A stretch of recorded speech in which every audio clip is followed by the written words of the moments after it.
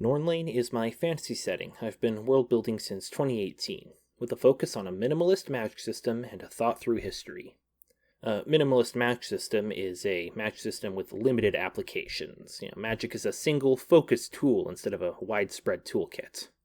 Nornlain's magic system is based around a fundamental energy, a field that permeates through the material world, called Wist. What is Wist? Wist is the glue that keeps entropy at bay. Wist controls where the rain falls and makes the wind blow from the east. Wist guides the pigeon home and fattens pigs. From the smallest pebble to the widest river, Wist is what makes things real. What does Wist actually do? Wist gathers around matter and is shaped by energy. Where lots of matter is constantly expending energy, Wist is shaped into a deep valley. Like footprints in the snow, each motion through tramples the path, making it easier for the next motion. What does that mean? Wist is a force that resists change. When an apple grows from a branch, the Wist fills that space. When the apple leaves the branch, the Wist doesn't perfectly follow the apple. A shadow remains, and matter is drawn to fill in that space. So the next apple will grow and replace the last one that grew there, and from that point, each next apple is forming a pattern, each season a new apple mimicking the last, deepening that shadow. Things average out over time, with a deep well containing the common points of every apple that came before, and over 100 years, the Wist field becomes so thick the apples are practically identical. Now, this doesn't mean things are unchanging. Sure, the thick wall of Wist that is formed is a heavy thing by now. It resists change so hard at this point that it refuses to release the apple at all. Gravity is the weaker force, and the apple is held in place, maybe for years. But something can always come along and make change happen anyways. And when change is forced in a place of deep-rooted stagnancy, the built-up Wist explodes out into a Wist storm. Wist storms. Much like how air is an insulator until enough electricity gathers to form a bolt of lightning conducted directly to the ground, Wist resists change until enough is gathered into a storm of pure chaos, unleashed when the pattern it was contained within is broken. The Wist storm will tear through the Wist field at a fundamental level. Matter is broken down to bare elements, and the patterns that were made by that matter are torn apart and jumbled together. In the wake, the matter either reforms to those loose patterns or gathers in a patternless form. The fragmented patterns will propagate until they bind with the matter, or just keep propagating, keeping the Wist storm going. Wist beasts. Imagine a pig is destroyed by a Wist storm. The pig was matter that carried patterns of its biology etched into the Wist field. Now those fragments and matters are separated, and those patterns are filled with random matter, reshaped into random forms. Perhaps the matter from a boulder is now formed into the pattern of the pig's leg, still sprinting from its last moments. Somewhere else, the pattern that coated the heart of the pig now connects to the shadow of a rabbit's lungs and a dragonfly's eyes and the bark of a willow tree and 1,000 other things. Wist beasts exists in this sort of continuum of animacy. From these simple patterns to these complex beings, whatever has been reformed into something that can move and can destroy. If it can't move, it is inanimate, and if it can't destroy, then it quickly starves. Because, you see, Wist beasts can't just digest food. To gain energy, they have to directly feed from the Wist around them. They destroy these things to access that Wist pattern inside. If they don't do this, then the disparate patterns that form up their body will tear apart at the seams, unravel, and the beast will fall apart. Wist metal.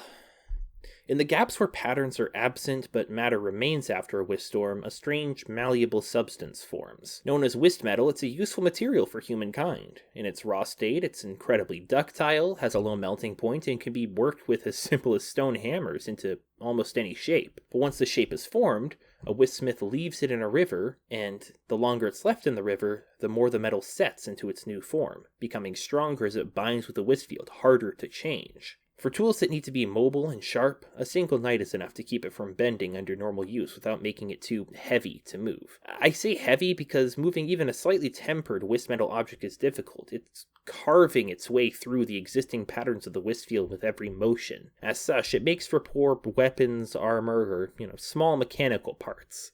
Wist metal is gathered in this wake of Wist storms where tiny amounts are embedded in almost all matter, whereas large amounts gather in the guts of old and large Wist beasts. These gigantic bezoars of the substance, formed by years of destroying things and sustaining off of the Wist. Gathering in these places is a dangerous task done by hardened adventurers known as Wist mages. Wist mages are humans that have learned to harness their own Wist. Humans are made of matter, and like all other matter, they gather Wist inside themselves, following their biological paths and patterns. When food is broken down in their stomach, the Wist loses track of the matter that it was attached to in the food and gathers. It spreads throughout the body, but it's mostly inside their guts and intestinal tract. This means, like all animals, humans carry a large amount of semi-loose Wist in their stomach. Babies in Nornlain don't have much Wist, but as they eat and grow, slowly the Wist of the world works its way into them through their digestive tract and into the rest of their body, and as a person grows, that Wist becomes more set in place. It's right around the start of puberty that the internal Wist is at its highest loose proportion, with large quantities really just floating around in the stomach and digestive tract. For early Wist mages, they could purge their stomachs and treat and purify the bile into a refined fragment of attuned Wist metal. Attuned in this case meaning it was linked to the body of the mage it's extracted from, allowing them to move it indirectly through a pseudo-telekinetic bond and naturally repair it from a sympathetic connection to the mage's body. This early process was crude and dangerous, as the lost Wist would leave massive scars in the mage's internal organs, and if they repeatedly did this, it would lead to rapid organ failure on even the slightest exertion. But as mastery in Wist processing and Wist control progressed, technology improved, the extraction and refining process became more intricate. Rods which were fed into the body could extract the Wist more cleanly without forcing biological regurgitation. The raw Wist was stretched and spun into thin threads in the precious few minutes before the Wist became nearly immalleable. And extraction was limited to a single, large removal done during puberty, as that had the lowest risk of health complications. This attuned length of thin, solid Wist formed from the very core of a mage's being is called a Wist thread. So, what can you do with a Wist thread? Well, the direct practicalities of a durable, regenerating telekinetic thread are hopefully obvious. A mage can manipulate objects from afar, carry heavy loads, bind and fasten things with a thought, and any number of other tasks we use lengths of rope, twine, and wire for in our world. The telekinetic power is not as often used as you might assume. Controlling it is really difficult to do on the fly without perfect attention. Imagine trying to tie your shoes with tweezers while wearing oven mitts. Unless a technique is practiced enough to be done blindfolded or is easy enough to simplify into a single motion, a commoner is more likely to control their Wist by hand, rather than from a distance. What does all that mean for Nornlain then? How does this change the world? Well, in a world where everyone has their Wist thread extracted around age 11, society bends around the assumptions of capability having a Wist thread provides. Many objects and tools are optimized for being carried or manipulated by Wist thread rather than by hand. Though Wist thread maxes out at around a kilogram of force per cubic centimeter of thread, for most mages, they have enough thread to pull a plow or lift a couple sacks of grain. Many other more complicated mechanisms use mechanical advantage to make that weight limit easier to work under. Warfare and self-defense are very much focused on the assumption that your opponent always has a snare trap, tripwire, and garrote ready at all times. Animals have also gained their own defense to Wist thread wielded by hunters. Animals are much more sensitive to the vibrations in the Wist field caused by the Wist thread's presence. For example, the war horses of the Achaean nomads are so finely trained to detect Wist thread, they can adjust their gait to avoid a Wist thread tripwire without even breaking their stride. Now, Wist thread is a limited system, and inventive or unique applications are limited. If something isn't done commonly in Nornlain, there's probably a good reason for it. Flight?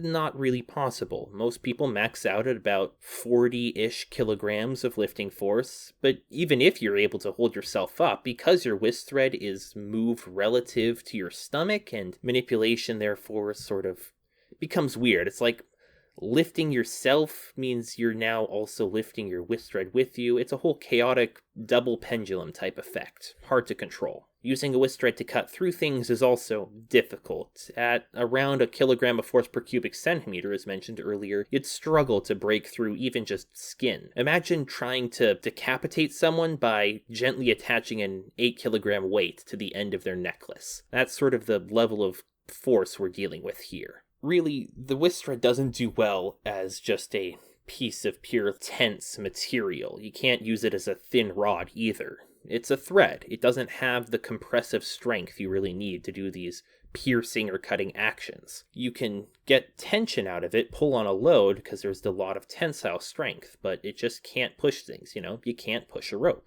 It's that simple. Altogether, those are the very basics of Wist thread.